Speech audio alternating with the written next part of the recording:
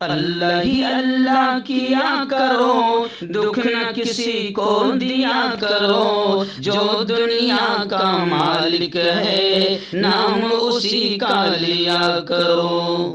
السلام علیکم ورحمۃ اللہ وبرکاتہ۔ ناظرین استقبال ہے، سواگت ہے آپ کا viral news live studio Jalgaon Maharashtra India میں۔ میں آپ کا میزبان مفتی محمد ہارون ندوی۔ آئیے انٹرنیشنل ٹاپ 5 نیوز دنیا کی 5 بڑی خاص اہم خبروں پر نظر ڈالتے ہیں۔ لیکن سب سے پہلے میں اپیل کروں گا جو ساتھی نئے ہیں اور ابھی تک اس بے باک سچے چینل سے جڑے نہیں ہیں، اگر آپ چاہتے ہو کہ آپ کو ملک بھارت کی اور پوری دنیا کی صحیح اور سچی خبریں دیکھنے اور سننے کو ملیں تو پھر آپ اس چینل سے جڑ جائیے، سبسکرائب کر لیجئے، بیل آئیکن گھنٹی کے بٹن کو دبا دیجئے تاکہ ہماری ہر ویڈیو آپ کو آپ کے موبائل پر مل سکے۔ اور ہاں ناظرین، ہم ہر روز ایک اپیل کرتے ہیں کہ پلیز ایک پرائیویٹ چینل ہے، چینل چلانے کے لیے پوری ایک ٹیم کام کرتی ہے، بڑا روپیہ پیسہ خرچ ہوتا ہے۔ اگر آپ چاہتے ہو کہ ایسے بے باک سچے چینل جو ظلم اور ظالموں کے خلاف بول رہے ہیں، ایسے چینل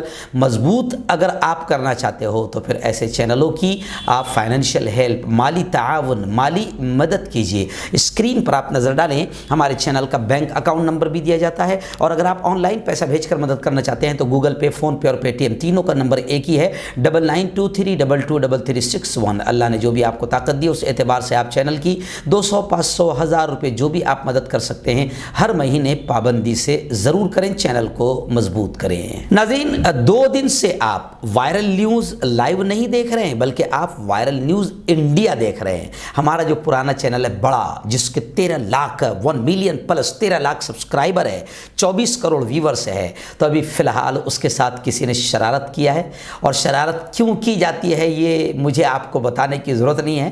ہمارا بے باک انداز اور ہماری پول کھول ظالموں کو برداشت نہیں ہوتی، تو ہمارے چینل کے ساتھ تیسری مرتبہ شرارت ہوئی ہے۔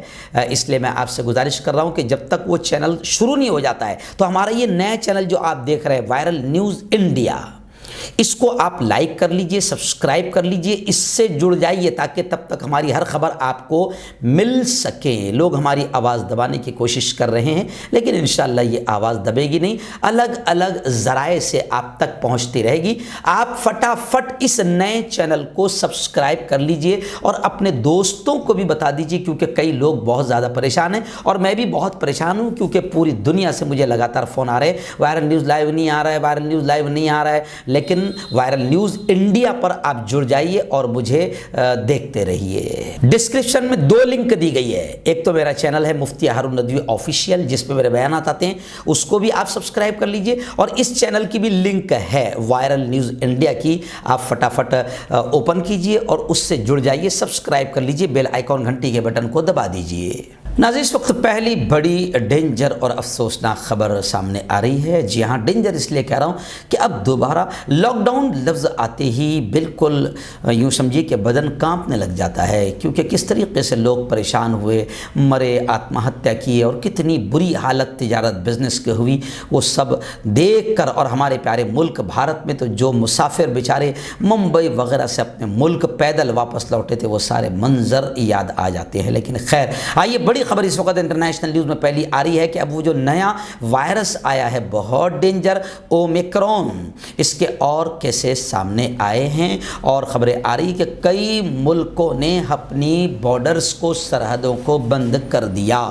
کورونا وائرس کا جو نیا ویرینٹ اومیکرون پوری دنیا میں پھیل رہا ہے، اس کے بعد کئی ملکوں نے اپنی بارڈرز بند کر دی، جبکہ محققین نے کورونا کے مقابلے میں اومیکرون وائرس کے خطرناک ہونے یا نہ ہونے سے متعلق ابھی لا علمی کا اظہار کیا، یعنی ابھی محققین اس کے بارے میں کچھ نہیں کہہ رہے۔ لیکن میں آپ کو بتا دوں کہ اب جیسے ہی لاک ڈاؤن گویا کہ پھر سے شروع ہو گیا ہے تو خبر یہ بھی آ رہی ہے کہ انٹرنیشنل ٹورزم کو، عالمی سیاحت کو کورونا وبا سے 20 خرب ڈالر کے نقصان کا اندیشہ سامنے آیا ہے۔ یو این او کی ٹورزم ڈپارٹمنٹ کا کہنا ہے کہ وبائی مرض کورونا وائرس سے عالمی سیاحت، انٹرنیشنل ٹورزم کے کے ڈپارٹمنٹ کو حالیہ سال میں 20 خرب ڈالر کا نقصان ہوگا۔ عالمی ادارے نے عالمی سیاحت کی بحالی کو نازک اور سست قرار دیا۔ ورلڈ ٹورزم آرگنائزیشن کی جانب سے یہ پیشن گوئی ایسے وقت سامنے آئی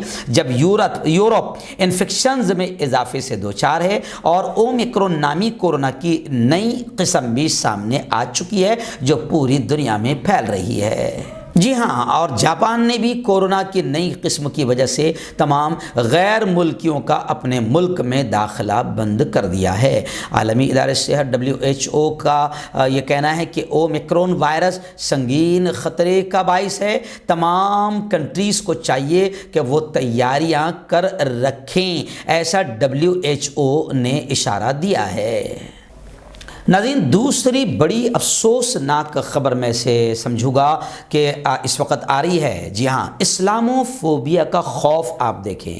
اس وقت ہمارے پیارے ملک میں بھی باقاعدہ الیکشن جیتنے کے لیے سب سے آسان طریقہ ہوتا ہے ڈر کا ماحول بنایا جائے، تو ہمارے ملک میں بھی باقاعدہ ہندو مسلم میں ایسا ڈر کا ماحول پیدا کیا جا رہا ہے، اور خاص طور سے اسلامو فوبیا کا شکار ہمارے ہاں باقاعدہ کچھ میڈیا چینل سے ہے جو اسلامو فوبیا کا پوری طریقے سے استعمال کر رہے ہیں اور اسلام کے خلاف، مسلمانوں کے خلاف ماحول بنا کر یوں سمجھے کہ کہیں نہ کہیں دلالی کرتے ہوئے نظر آ رہے ہیں۔ تو اسلامو فوبیا کی ایک خبر بڑی اس وقت میری نگاہوں کے سامنے نیو یارک سے آ رہی ہے۔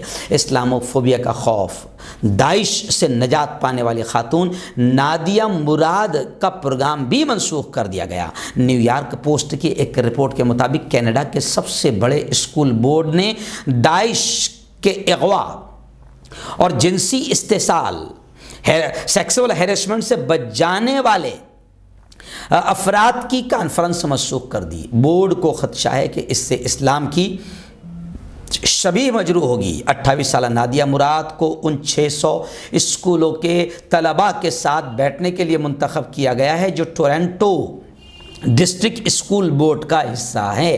نادیہ مراد کو اس تقریب میں اپنے بارے میں آئندہ سال فروری میں شائع ہونے والی کتاب the last girl my story کے بارے میں بات کرنا تھی۔ نادیہ مراد ایک معروف عوامی شخصیت، نوبل انعام یافتہ اور اقوام متحدہ کی خیر سگالی سفیر رہے ہیں۔ اپنی تقریب میں وہ داعش کے عناصر کے ہاتھوں نسل کشی اور جنسی تشدد سے بچ جانے والوں کا دفاع کر کے منصوبہ بندی کر رہی تھی، لیکن اسکول بورڈ کی ڈائریکٹر ہیلن نے مراد کے دورے کو یہ کہتے ہوئے معطل کر دیا کہ وہ طالب علموں کو شرکت کی اجازت نہیں دیں گی کیونکہ یہ کتاب ناگوار ہو سکتی ہے اور اسلامو فوبیا کو فروغ دے گی۔ یعنی ان کے دماغ میں اسلامو فوبیا کتنا گھسا ہوا ہے اور کس طریقے سے یہ اسلام اور مسلمانوں کے خلاف ماحول بنا رہے ہیں۔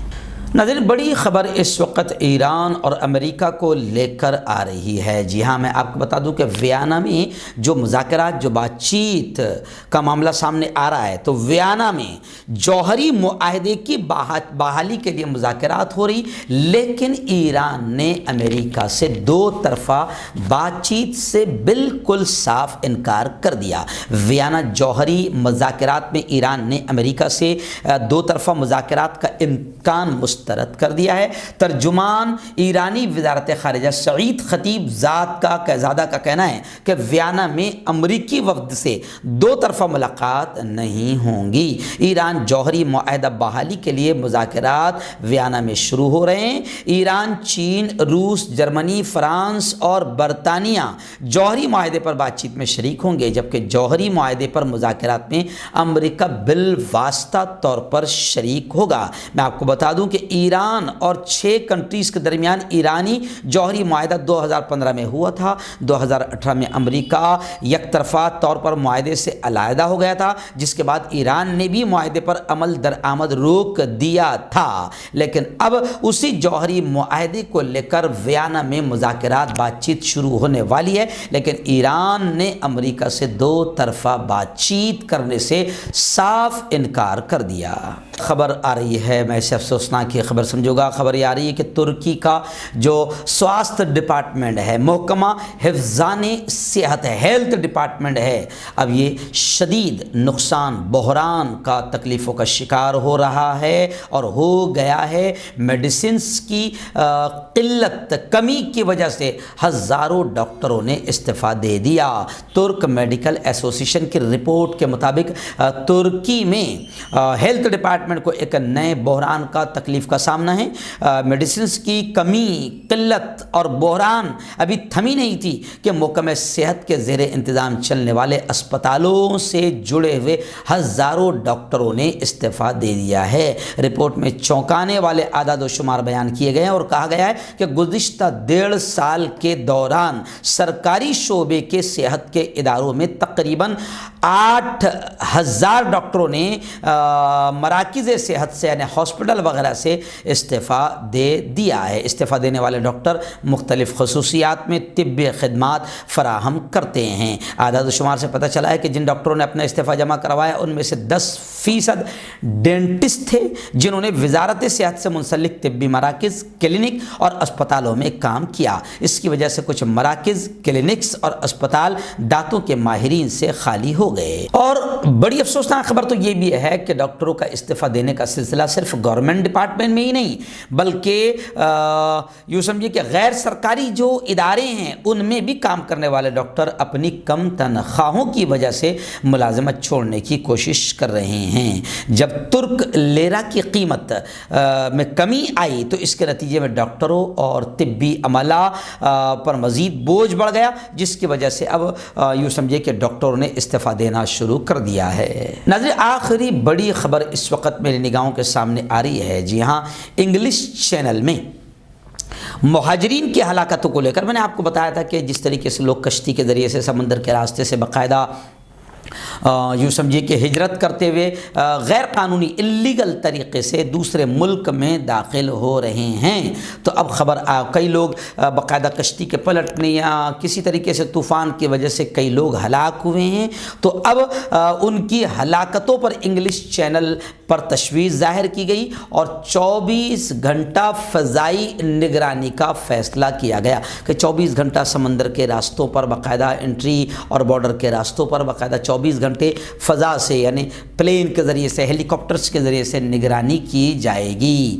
مہاجرین کی ہلاکتوں کے بعد سرحدوں اور ساحلوں کی حفاظت سے متعلق یورپی یونین کی ایجنسی نے انگلش چینل کی رات دن فضائی نگرانی کا فیصلہ کیا ہے۔ فرانس نے اس مسئلے سے نمٹنے کے لیے ہنگامی میٹنگ بلائی تھی۔ فرانس نے انسانوں کی اسمگلنگ سے پیدا شدہ مسئلے کو حل کرنے کے لیے 28 نومبر اتوار کے روز شمالی شہر میں بات چیت مکمل کر لی ہے۔ چند روز پہلے ایک کشتی میں سوار ہو کر دوبارہ انگلستان عبور کرنے کی کوشش کرنے والے 27 مہاجرین کی ڈوب کر موت ہو گئی تھی، جس کے بعد اس بات چیت کا آغاز ہوا تھا اور اب فیصلہ کیا گیا کہ 24 گھنٹے فضائی نگرانی کی جائے گی۔